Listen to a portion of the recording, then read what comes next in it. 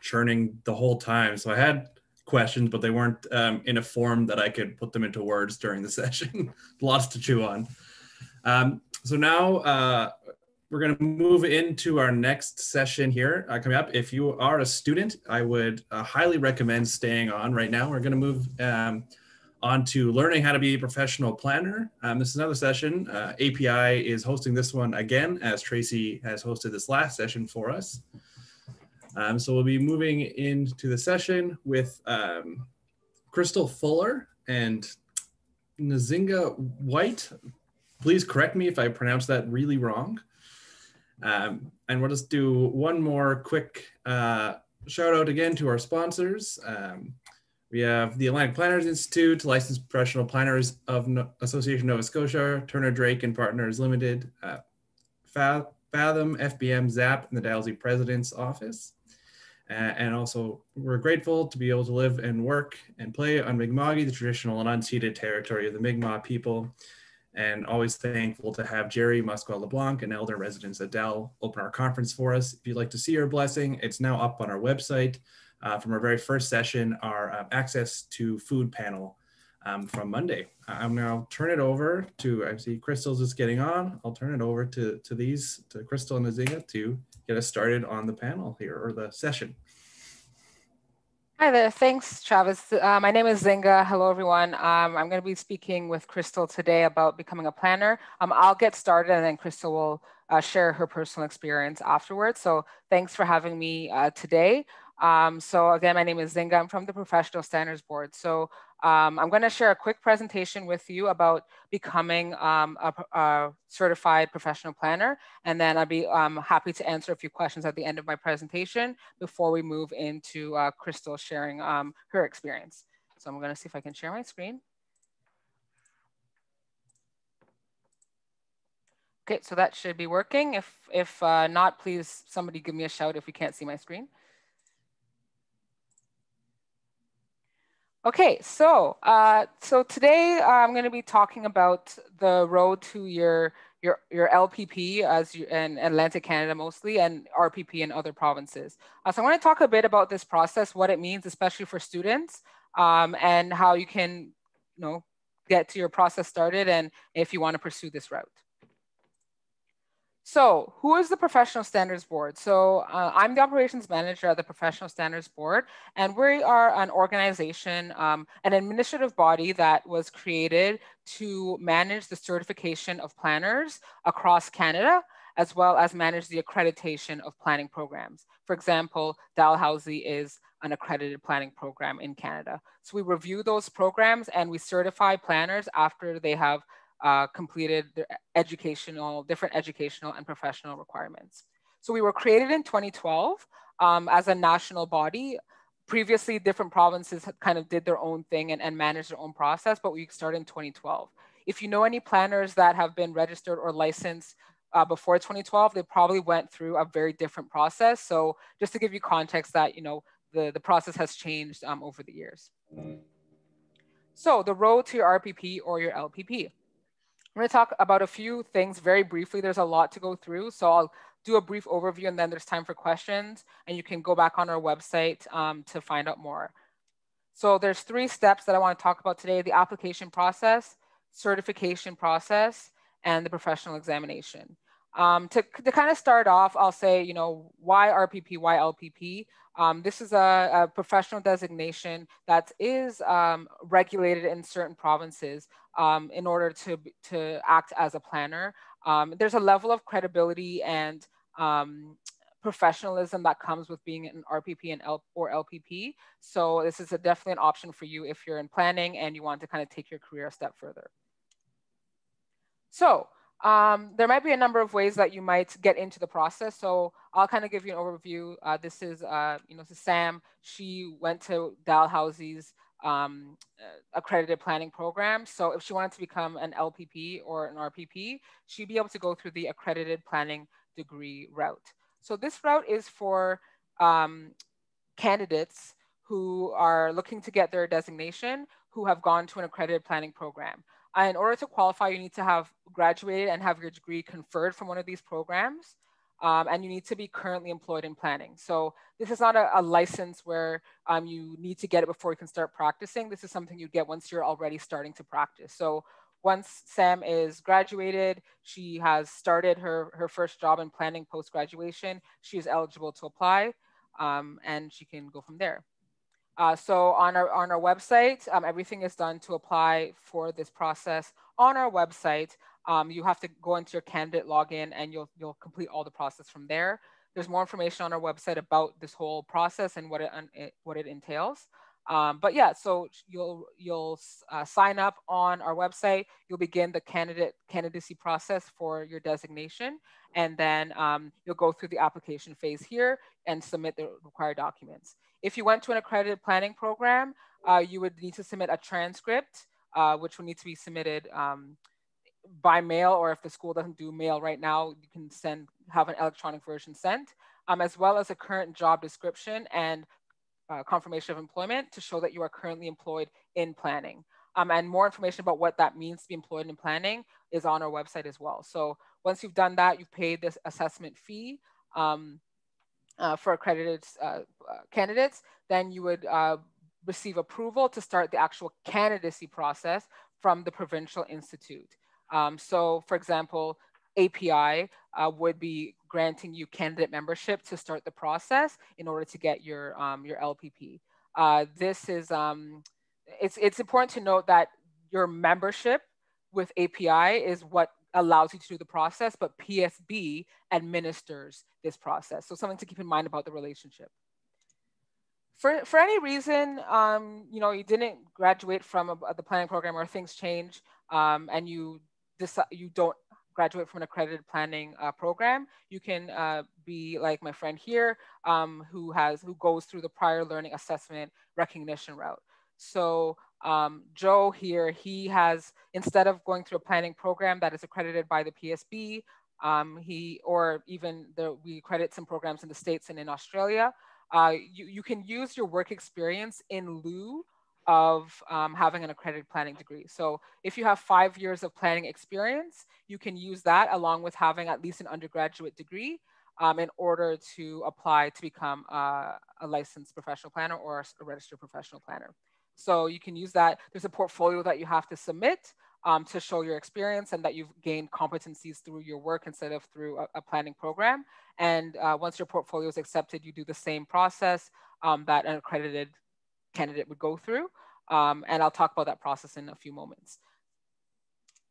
Lastly, for those that don't qualify for those 2 routes, there's a 3rd route that you can go through. This is Raj. He was a full member of the American Planning Association and the American Institute of Certified Planners.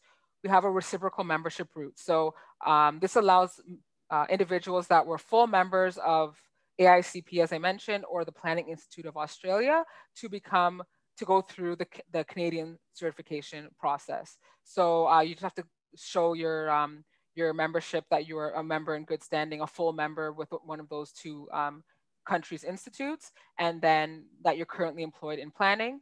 And then you'll be able to start the certification process and become a candidate member in order to get your LPP or your RPP. So those are the 3 routes that are available to anyone who is in the planning profession and wants to become registered or licensed in Canada. So next is the certification process. So once you become a candidate member of a planning institute, whether it's API or another province, you can complete the certification process. Everyone has to complete the same process. There's slight variations depending on which route you went through, but it's almost identical. And this process you'd undergo before you go to the final examination. So there's 3 components. There's mentorship, sponsorship, and ethics and professionalism. Again, everyone has to complete these, and they can be completed concurrently. So you can do all 3 of these at the same time. We generally see that candidates complete this process in just around either 2 years, and you have up to 7 years to complete this entire process. So I'll go through some of these very briefly so that you can understand what they're kind of about, and as a student, what you can do to get started even right away. So again, so you're going to be completing all of this and submitting all documents on our website. using your candidate checklist that will track your progress throughout this. One thing I will say, you'll see on the screen that it says identify mentor and sponsor. As a student, you have the opportunity to make connections with licensed or registered professional planners, even now, that could potentially be your mentor or your sponsor when you want to begin this process. So mentors and sponsors are full members of the planning institutes that are full members for at least 3 years. So one is somebody that you have a fairly close relationship with professionally, and that's the mentor. The sponsor is someone who you don't work directly with on any projects. For example, they're in like another municipality, or they work for a different firm that you don't work together on anything, and they would be reviewing your work experience in a more objective and arm's length kind of way. So if you make connections with planners that are 3 years or more as a licensed planner, and you say, when I get to the certification process, would you mind serving as my mentor, or would you mind serving as my sponsor? That'll kind of alleviate the search when you get to this phase, and it'll help build the connection so you can get started right away if you're interested. So what will a mentor do? So the mentorship process is a 1-year program where you're meeting with a mentor to discuss different topics in planning that affect you as a registered planner, as a licensed planner.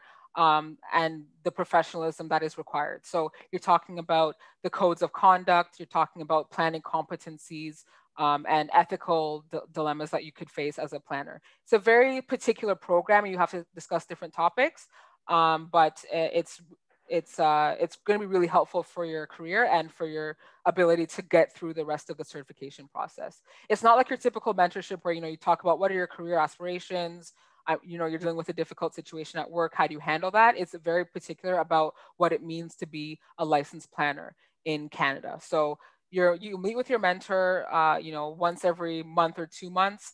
And then once you log what you talk about in your meetings, the mentor will sign off on that, and you'll submit logs of your meetings on your online profile for PSB staff to review to make sure that you have talked about the topics you're supposed to and you got through the entire program. Again, we encourage you to spend even more time with your mentor. You can be a supervisor, so you don't need to just focus on the actual meetings themselves or the required number of meetings. You can have additional meetings. And even when preparing for the exam, which I'll talk about, having the mentor to rely on and to ask questions will be very helpful.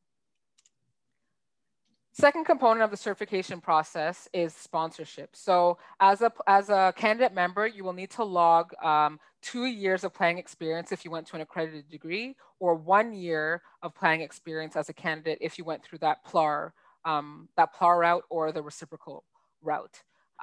So you'll need to log your work. There's a template of what you need to log to show that you have been obtaining responsible planning experience and that you are obtaining the competencies in a work environment. So you'll have your sponsor, who again is a planner for 3 or more years as a full member within a planning institute or association. And they will review your logs to make sure that they're complete, that your work is really substantive responsible planning. So you're getting enough breadth of experience and depth of experience to go out as a registered or a licensed planner and be helping to make those key planning decisions. So they'll review it to make sure you have the years that you have achieved or obtained a range of competencies in that work, and they'll make sure that you have met the requirements. So you'll have to log 2 years as an accredited graduate or 1 year as going through the other 2 routes. If you went to a planning school and you started working before you applied to become a candidate member, you can backlog up to 1 year of experience that you gained before you became a candidate member. So at minimum, you have to do 1 year of work as a candidate, but you can always add some extra from before you started the process in order to fulfill that 2-year requirement. So this is another component of the certification process. It's very important that you complete it. And again, you can do this at the same time that you're doing your mentorship program.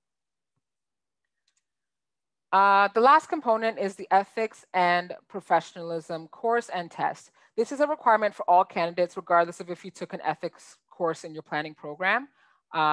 So it's a 6-month self-guided course. You just download the readings from your profile. There's a fee to take the course and complete the test. So you'll read through the materials. It's a multiple choice test that you take on your profile. Pass, fail, you need a 70% to pass. Not really complex, just make sure that you read through the materials. And the materials cover ethics and decision-making, professionalism, and the public interest, and how that applies on a national scale. So it kind of gives you kind of the language as, how do different provinces manage ethics, how are different provinces licensing and regulating profession. So it gives you kind of that bird's eye view of different ethical aspects of the planning profession, and gives you a language across the country to be able to prepare for the professional examination and your role as a licensed planner. So again, you can complete this at the same time that you're doing your other components, and you have 6 months to complete the course and pass the test. Before, like, you have 6 months to complete that process. So you have 3 attempts to take the test. To pass. Most people, like 99% of people, pass on the first try. It's not a complicated test. It's a quick test to make sure that you comprehended what was in the materials. So those are the 3 components of the certification process. The final step is the professional examination. We actually have an examination coming up on Monday, so I know a lot of candidates are preparing for that. So the professional examination is the final step. Once you've completed this, your provincial institute will be able to grant you full membership, and you'll be able to get that licensed professional planner designation. So I'll talk a little bit about this exam. So the professional examination sits twice a year, once in March, once in September. It is a multiple choice examination. We moved to multiple choice about 3 or 4 years ago to reduce the turnaround time for the long form essay style exam, and to reduce the subjectivity when a human person is marking essays. Different people might have different views on whether that essay was met the requirements or not. So it kind of reduced the subjectivity, and we've seen pass rates improve because of the move to that multiple choice. So again, multiple choice, around 100 or so questions. And it's not really a course-based exam. It's a very practical examination on managing different ethical and professional scenarios in the workplace. So, what do you do if you're offered a gift? How do you handle dealing with the public interest when there's multiple parties that have different opinions? Those kind of things, which is not really relying on memorizing course material. It's really based on your lived experience as a planner and what you've encountered in your workplace, or what you've heard or read about different scenarios that people have dealt with. So it's quite a challenging examination. You have 3 attempts to pass the exam. And you need an 80% to pass the exam. It's a quite challenging examination, not one to take lightly. You do have 7 years to complete the entire process. So just because you finish your logs quickly, it doesn't mean you have to write your exam right away. We recommend taking your time to make sure you have a breadth of experience and a depth of experience in different areas of planning before you take this examination. So something to keep in mind. The exam is coming up in March and on Monday, so we will see how those candidates fare. We have moved to a virtual format because we're not able to do in-person examinations anymore, so it's done through an online proctoring system that is completed. The exam is 3 hours, and more information on that exam is available on our website. So not much for students to think about for the exam. Now get through your current coursework and your current exams. But again, from all of this process, what I would say right now is start looking at our website in terms of what is required for a planning job, so that when you start looking for jobs, you'll know if that particular position will meet the requirements. You can start making those connections to meet a potential mentor or sponsor. You won't be able to start the mentorship or sponsorship before you start certification, so you can't get ahead of it, but at least you'll have an identified person to help you with those programs. So to conclude, once you complete all these steps, I know there's a lot of steps and we talked about a lot, but once you complete these steps, you'll be like Sam here, you'll be happy that you achieved this important milestone in your career, and you can move forward with that credibility of having this designation. And there's certain rights and privileges that come with it. I'll just make a quick note that just because you complete this process doesn't mean you're done. You have to maintain your membership with API or whichever planning institute that you're joining. They are annual, fees and continuous professional learning requirements. So you want to make sure that you maintain this.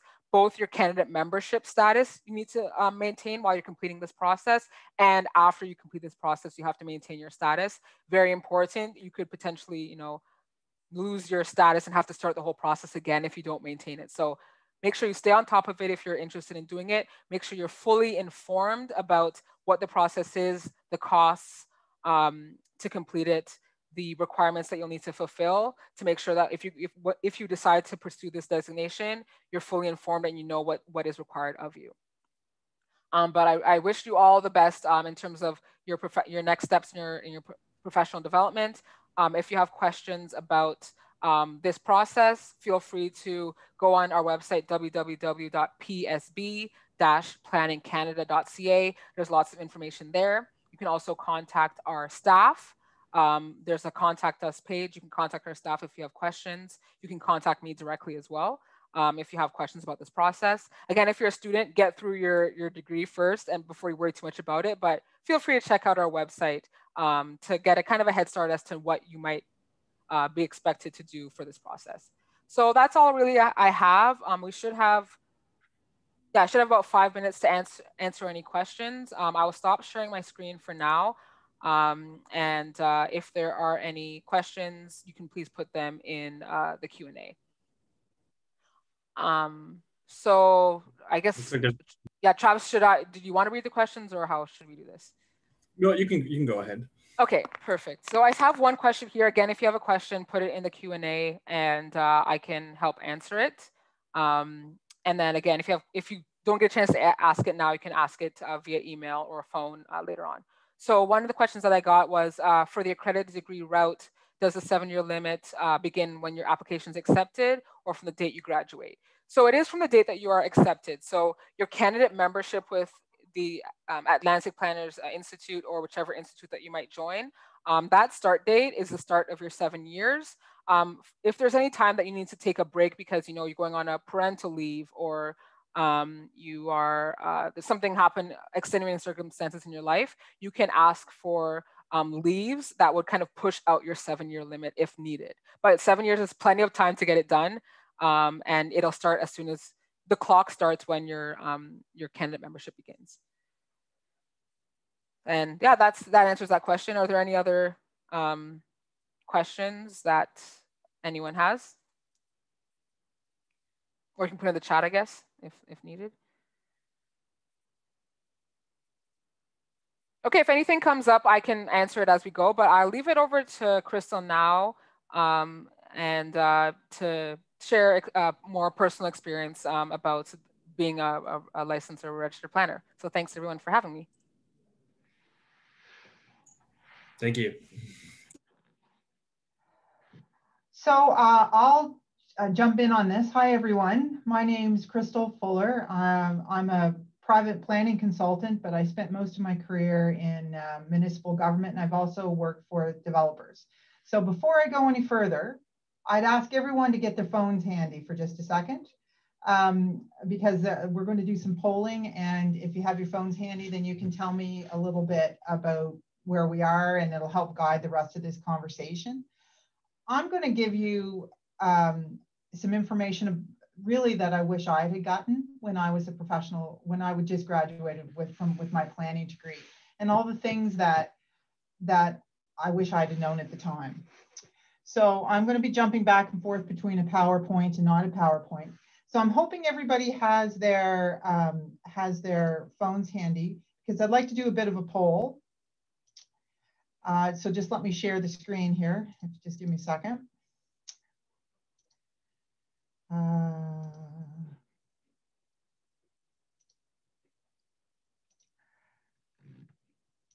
So this should be in front of you now, and it's a question about what kind of planning interests you. So if you can you all see this? Can somebody give me a thumbs up, or maybe the moderator come on and tell me you can hear it, see it? Yeah, we can see it. Okay. So I don't know if anybody's used Slido before, but it's a great little tool when you think people have been sitting all day and they might be kind of checking out on you. Not that you're not totally interested, but it's hard to do this for long periods of time. So if you go to slido.com or you just take a picture of the what's it called, the QC code, it'll take you to this poll, and I'd like to know what kind of planning interests you. And while you're doing that, oh dear. There's only one, so everything interests that person. The reason why this is important is if you're just a new graduate or you're going to be graduating soon, there's a whole bunch of different kinds of planning out there, and you may be just really focused on getting a job and getting your student loans paid back or getting out into the workforce or making your impact. And that's fine, but it's good to have some kind of understanding about where you want to go. And I'm a big fan of sort of letting the current take me in certain directions. But by the same token, sometimes if you are conscious about what kind of planning you're interested in, opportunities are going to present themselves, either as a volunteer or a professional opportunity. And then you can follow that path or get on that river. So there's so much out there and different kinds of planning. I'm going to give you little tips from my perspective, at least. You can take it for what it's worth. Working in some kind of planning office where you get to do a little bit of everything is such a great experience. And the rural municipalities often have that. So if you worked in an office with 3 or 4 people, you get to do a little development control, you get to do some policy planning, you get to some parks planning, you get environmental planning, some urban design, some cultural planning. All of those sort of things, the zoning and development control, are so valuable. And one of the problems I see in the planning world sometimes is that planners, sometimes we graduate right from university, we start writing these wonderful policies, and then you talk to the development officers and you realize that it's not implementable at that level. So get to know your planning, your development officers. So that's interesting. The parks and open space is a really important one for people. Cultural planning.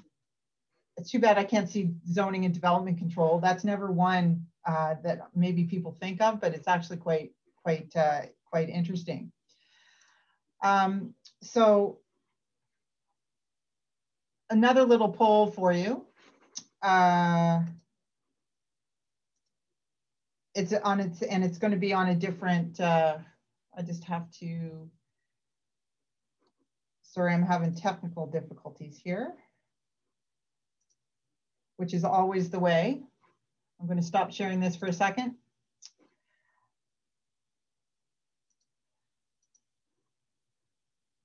Another, sorry, I am so having technical difficulties, which is always the way in these presentations.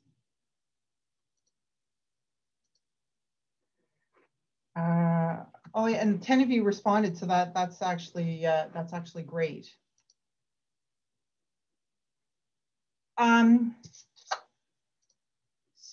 So another poll. Here we go.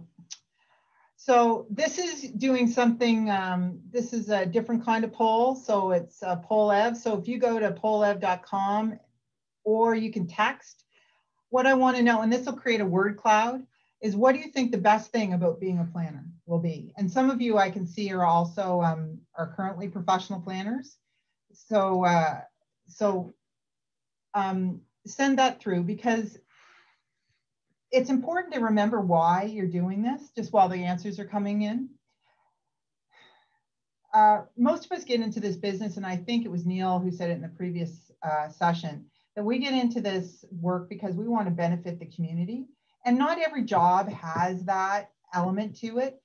My husband's an accountant, for example, and I don't think when he went to be an accountant, he thought, how can I, have a positive impact on my local community or on some of the active transportation. He went into accounting because he was good with numbers, and he was satisfied when he made numbers balance, and he liked the detail of it. For us, we have different reasons why we're here, and it's really important to stay grounded in that. Tracy was asked a question to the previous presenters about about dealing with stress. Well, I can tell you that when way gets a little bumpy, remembering why you got into planning is really, really important. It also helps you from an ethical perspective, because again, if you're thinking about why you are doing this, it's really a wonderful thing to, again, ground you on those discouraging days. So we have words like community is in the biggest font, which means that it's the word that's been said the most: helping, change, building, people, places, making, communities, shaping, advocating, improving, like really, really important things. And it's, you know, I almost would encourage you to take a screenshot of that and look at your phone sometimes and remember why you got into it on those bad days. And I think that would be, you know, a good thing for folks to do. If I can make the next poll work, I want to do one more of these. And I'm going to just do one more of these, and then I swear we'll be out of this. I'm going to have to, for some reason, these polls make me go back and do this every time. That won't automatically click through.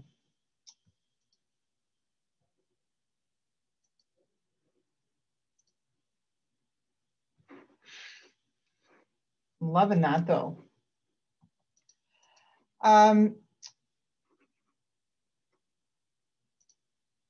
Sorry, just to take one more second. Can you see that screen, Travis? Can you just tell me if you can see the screen or not? Not yet. Can't see anything. Okay. I've got different apps on going on here, and now my screen is frozen. So we'll come back to that, I think. So the question I was asking was, what is the hardest thing about being a planner? And the reason that's important to think about is those hard days. And I'm actually getting people responding. So it looks like some people actually can see this, which is great, which is about compromise, making everyone happy, reaching. There's a lot of hard things about being a planner. When you fail pretty publicly in lots of ways. And one of the things you absolutely need to have is being resilient. And being resilient is, I know it's a popular phrase right now in sort of the self-help world, and also in our own profession. But resilience is absolutely what you need to be. It's getting back up on that horse when you've fallen off, and you've fallen off hard. And there's a lot, look, people are really happy to tell me about what's hard about being a planner. Being resilient in the face of all this stuff and not letting it wear you down is absolutely key. You know, over the course of my career, especially when I was in municipalities, I heard a lot of those stereotypes about municipal planners or government bureaucrats not being helpful, or just being part of the problem, not part of the solution, or being lazy. And in my experience, bureaucrats work really hard. I mean, I know I've answered emails at 8 o'clock or 11 o'clock at night, and I've received them from municipal planners when they're trying to keep their applications going, or they're trying to sort something out, or how many times I've had to put my kids to bed early so that I could go out to a public meeting in the evening. What I would say is that there's a lot of people who have just been beat up by so frequently and have lost their ability to be resilient, that it's hard to keep on pushing the innovation and the interesting work that they maybe went into, that we saw on the previous screen.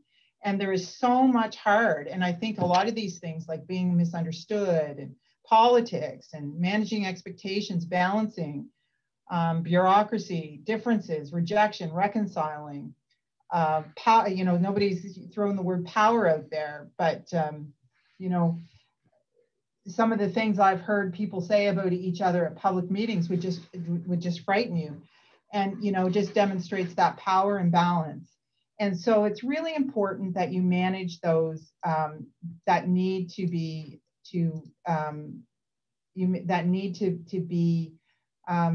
resilient and keep getting back up even in the face of truly difficult stuff. So thank you for responding to those. I know technically that's made for a bit of a choppy,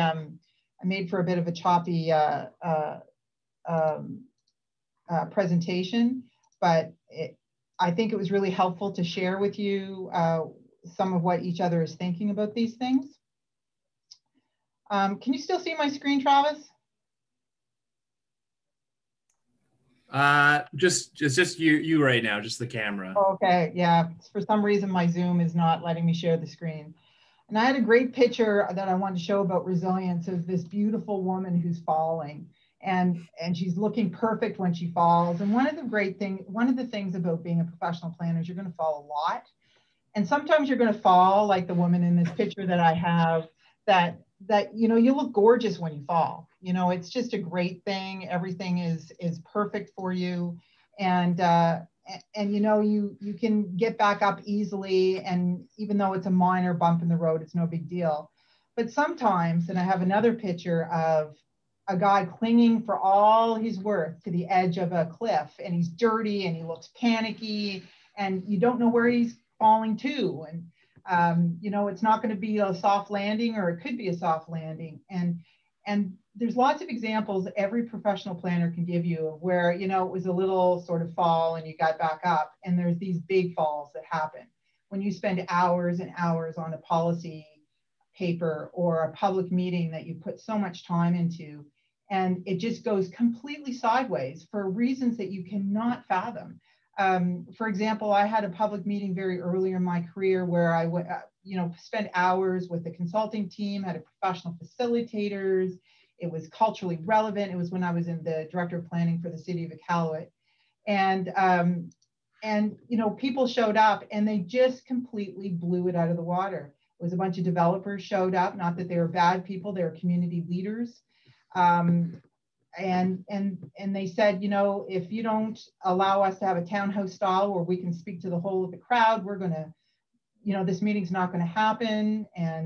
And, you know, we had a bunch of Inuit in the room who were multilingual or were unilingual, and we couldn't have the same kind of integrated conversation in the big crowd. And we just had to sort of say, okay, you know, it's not going to work the way we envisioned it. And that's, so we had to adapt. And that, you know, that felt like a bit of a failure in the moment after all the work we put into it. But at the end of the day, it's what had to happen to keep the process going. So there's a, you know, do you want to be right or do you want to be happy kind of approach to it. And we recognized for the process to be happy that we had to adjust on the fly. You know, and then there's other situations in terms of resilience where you come back from vacation and your job is gone. Through no fault of your own, because there's a very political shift that's gone on in the organization, or that something that you spent the last year on, and it was council's idea in the first place, and then you go to get the final approval and council just says, I can't do, you know, for political reasons, they just can't do it. So that need to be resilient is absolutely important. Another piece that will really help you in your professional planning career is a little bit of introspection. Planning will challenge you personally at so many different levels, and you got to know who you are, and you got to know what you're good at and what you're not good at and where you need to build. And you need to spend some time reflecting on that. And there's a variety of ways to do that. I hesitate again to sort of sound too self-helpy, and you don't need to sit in a yogi position for 3 hours, or you don't need to, you know, take up sort of meditation, but there is a need for you to understand yourself, because we all have strengths and weaknesses. So there's a bunch of different ways to do that. I'm going to throw in the chat box, if I can ever get Zoom to come back on for me, a link to something called that assesses something called Saboteurs. It's just a tool. You can use any number of them. And what it does is it says under, you know, what things do you tend to cling to when you're under stress? So are you hypervigilant? Are you a victim? Are you controlling? Are you, what are you? And it doesn't, you don't have to do anything in response to it so much as it just helps you identify and be mindful of the things that may be your saboteurs in any difficult process.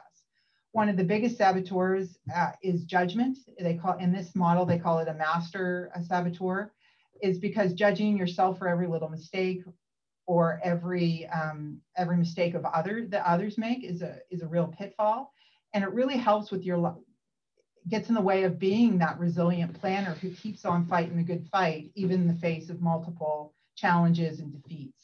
So know yourself and have the time, just don't rush from thing to thing. Know yourself, and also recognize that your biggest strength as a planner may also be your biggest weakness. So I'll give you an example. I am action oriented. I like to get stuff done. I like to get stuff to get done on time. I like stuff to move along quickly. That's great, except when it's not. And so sometimes that means that I'm out in front of other people, or I'm standing behind people kind of telling them to get along and get going more quickly than they're maybe prepared to go. So understanding yourself and that self-reflection of who you are and what you bring to the job personally is so, so important. Another key thing that planners really need to be good at, and historically I would say that this always hasn't been the case, is listening. So I'm going to give you a little model that might help you with your listening. There's 3 levels. One is others listening to me. So right now, this is level 1. I'm talking, and you're hopefully absorbing and listening to this. Level 1 is great, except when everybody's in level 1. You see this in debates, right? A politician is debating another politician, and somebody's talking about why they believe a certain thing. And then the other person is not listening to learn. They're listening to respond. So we all can't be in level 1. We need some people to be in that net level 2, which is listening to others. And you're not in level 2 if you're being quiet. If you're still in your mind thinking about, how can I convince that person that I'm right? That's not level 2. Level 2 is listening to understand, and it's with a sense of curiosity. So, and that's really hard to do. So, I've been in situations where people have been talking to me about, accessory units are just bad. They're wrong. Rental people will devalue my property, that there'll be, who knows what kind of scum will be living in those rental units. This is a single unit, a single family dwelling kind of subdivision. And it's everything in me not to sort of go, but. And what you need to do in those situations as a planner is trying to understand why they think they did, because often what is being said is not necessarily what they, it's the why they think that, and you got to dig into that and you got to listen. And so level 1 is really important, right? But if you go to your best friend and have that, you just broke up and you're in pain and you need somebody to listen to you, you don't want somebody else sort of, not listening to you. And what we have to remember as planners, that some of what we propose for folks causes them pain or threatens them, or it scares them, or it just hits them at a value level that you don't understand. And you've got to try and make the effort to listen, to understand. And the example, we're not technocrats anymore. 50 years ago, planners sometimes just took solutions and said, impose them on the community. We know now that that's not going to work, and it doesn't come up with long-term sustainable community solutions. And Boston has spent millions of dollars taking back their waterfront, and the Causewell Interchange is being ripped down because somebody thought this master plan was a great idea. And at the time, it probably, from their perspective, seemed like a great solution for a technical issue. But planning's not just technical; it's also the art of bringing that community in with you, and you have to do that. And you only do that by listening actively and trying to learn. The third level of listening is watching the group. And this is what I miss in this circumstance, right? I'm sort of talking, I see my face there and I see my PowerPoint that's not working, but that group dynamic, and you have to be able to manage that. So in this situation, if I was in the room with you, I'd be, you know, in level 1, I'd be talking, hoping that you guys were in level 2, listening and to learn. But I'd also be watching the group dynamics to see if you were getting bored or antsy in your seat, or somebody, you know, we need a bathroom break, or there's 2 people over there in the corner getting animated, or people were being discouraged by what was being said, right? You can read the room. The feeling of the room either goes up or down. And you need to watch that as a planner. You need to watch to see if your council that you're presenting to has checked out. If you're giving a presentation and your council has checked out on you and you're trying to do something interesting and innovative, then you know that your it's not council's problem, it's your problem, because you have not engaged with them in a way that makes sense. So that level 3 is really important, and you're going to hit the mark differently with different groups. Some people will be, you know, right with you, and some people won't be, but you need to figure out how to watch that group dynamic. I'm better, personally, I'm better at level 1 and level 3. Level 2, sometimes I just want to, you know, I want to convince the person that active transportation investments are right and good. But, you know, as a planner, you need to make sure that you're mostly in that level 2, especially when you're doing consultations or working with community.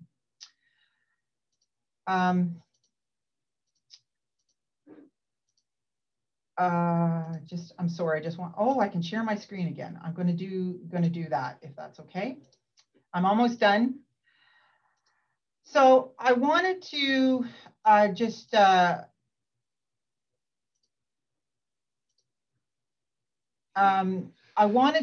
so that was my little thing on levels. Part of being a good communicator with the public is not using any of this language. So I just threw something up on the screen. You don't need to read it all, but everything in brackets is bureaucratic speak.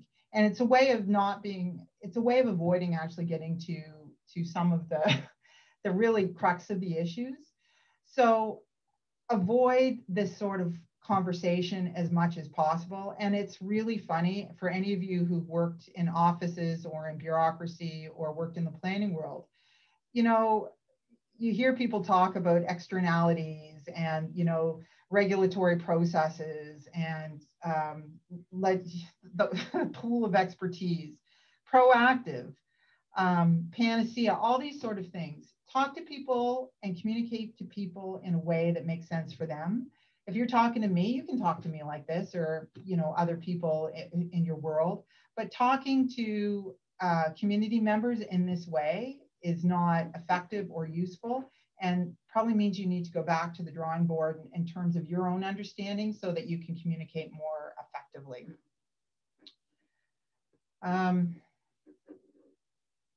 I'm scared to do my next poll. I don't know if you can see that, but the other thing, and you don't have to respond to that, and if you can't see it, is one of the things you need to think about as a planner entering the work world is, what do you think employers are looking for in a planner? And so yes, a planning degree is really important, and interest and passion for planning is really important. And often that MCIP designation or your LPP or wherever you are is an articulation of your commitment to your professional development. And a lot of places don't require you to have that designation. It's increasing and it's great. I mean, I'm a big proponent that everybody should have their designation. I got mine as soon as I could after I graduated. So I'm a big believer in it, but not every place requires it. But every place will require you to have people skills and to know how to get along with other people and how to resolve conflict, to have really good writing skills. I probably hired 30-ish planners. Most of them have been young planners out of school. And, you know, good oral and written communication is absolutely key.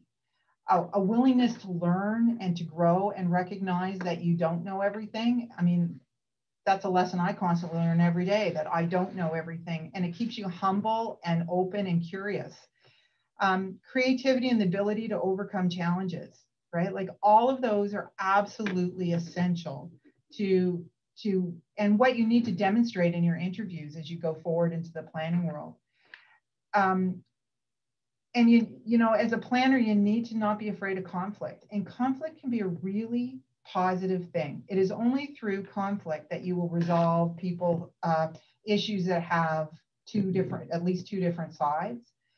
And part of the troubling thing I see in our society these days is that our discourse has become so polarized that we cannot have civil discourse anymore of people who honestly disagree from a values-based perspective about a particular issue. Don't be afraid to be in disagreement with each other. But if you're in disagreement in each other, then go back to your levels of listening. Get curious about the other person's perspective, or the other perspective on it. And it's only through that curiosity that we will have civil dialogue.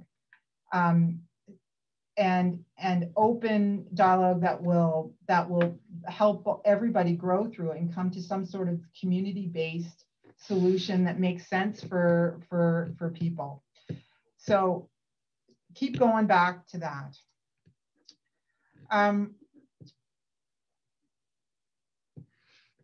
Probably, you know, as you enter the planning field, you need to come to some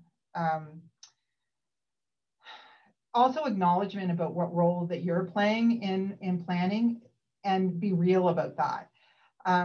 If you're any good at planning when you go into a workplace, you'll probably get promoted really quickly. Good planners generally tend to move up the chain very quickly, especially if you handle things effectively. And I want you to really think about whether or not that's what you want to do. And this isn't just in planning, it's in a lot of industries where, you know, people who tend to be capable at first blush tend to get promoted up into the management levels. There is absolutely nothing wrong with being at the ground floor, doing the groundwork and planning, right? You don't have to go up to that management level if you don't want to. There's a lot of satisfaction in being that planner who helps make minor adjustments to that park location, or helps a developer see a different development form that he might be able to implement into his project, or, you know, the managing a policy a review in a certain neighborhood that shifts things in a minor way.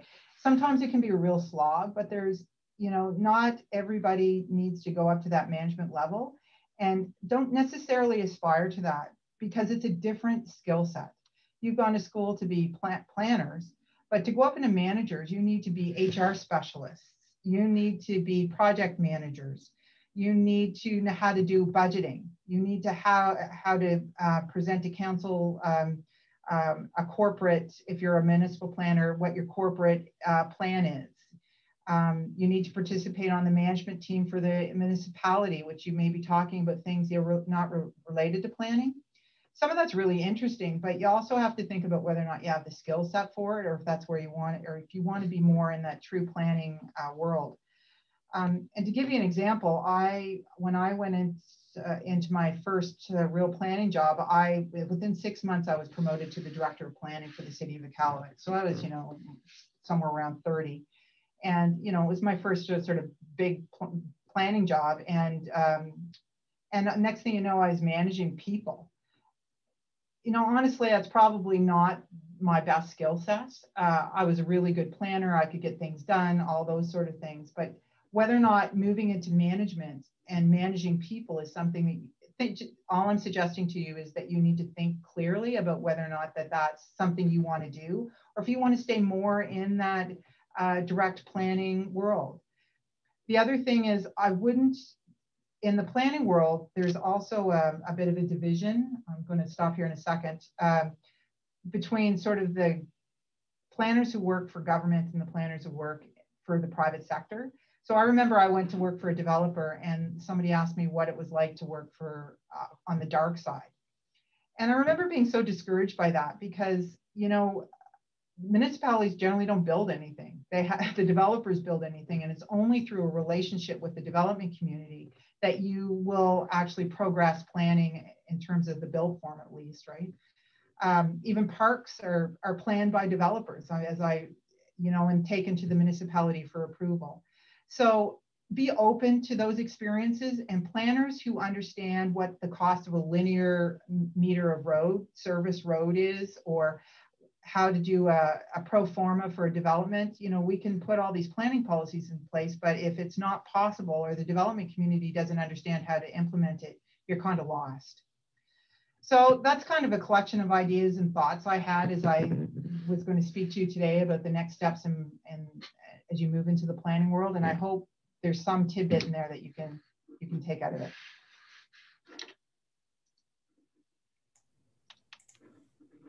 Excellent. Thank you so much, Crystal. Thank you as well, Zinga, for kind of filling us all in on the path to get there and kind of what it looks like when we're there. So we're going to end this afternoon session right away here. We do have a lot more shift conference coming up still this evening at 6 p.m. We have a youth panel being put on by Urban Minds. Tomorrow we have community engagement and looking at art and culture and performing arts and how they've been affected by COVID, as well as some performances from some performing artists. And then our keynote day with workshops on Friday. So once again, thank you to Crystal and Zinga and all the other panelists we had earlier in the day. And we hope to see some folks later in the week at some more shift events. Thank you, everybody.